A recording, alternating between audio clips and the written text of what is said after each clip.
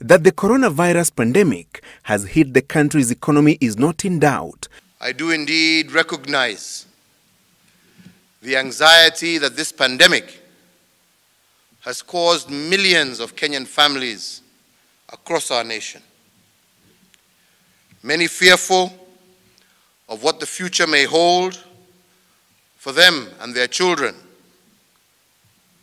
and the possibility of job losses and loss of income weighing heavily on the minds of millions of Kenyans.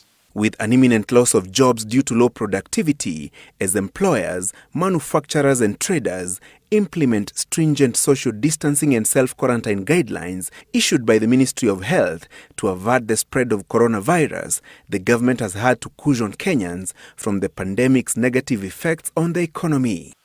A 100% tax relief for persons earning a gross monthly income of up to Kenya shillings 24,000. A B,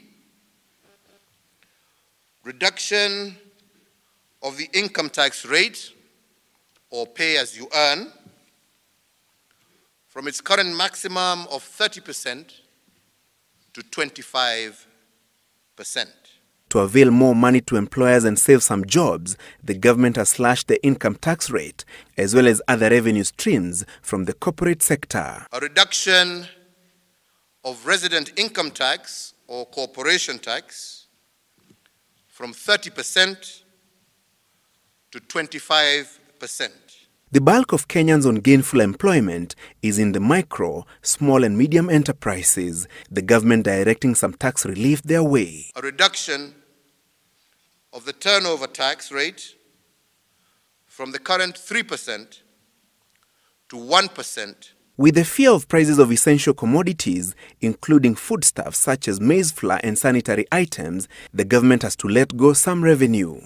That the Kenya Revenue Authority shall expedite the payment of all verified VAT refund claims amounting to some Kenya shillings 10 billion within 3 weeks, or in the alternative, allow for the offsetting of withholding VAT in order to improve cash flows for businesses. With tough economic times, Kenyans servicing loans may have a problem meeting their obligations, some relief directed their way.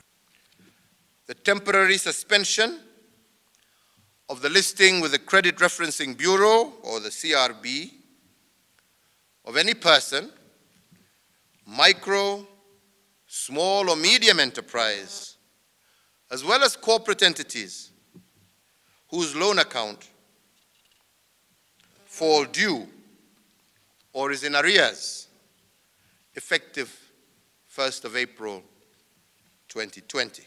The elderly, orphans and other vulnerable members of the society will also receive increased monthly payouts. The appropriation of an additional Kenya shillings 10 billion to the elderly, orphans, and other vulnerable members of our society through cash transfers by the Ministry of Labour and Social Protection. The banking sector will also benefit from a low central bank rate of 7.25% and a cash reserve ratio of 4.25% to avail more resources to borrowers. And this move should provide additional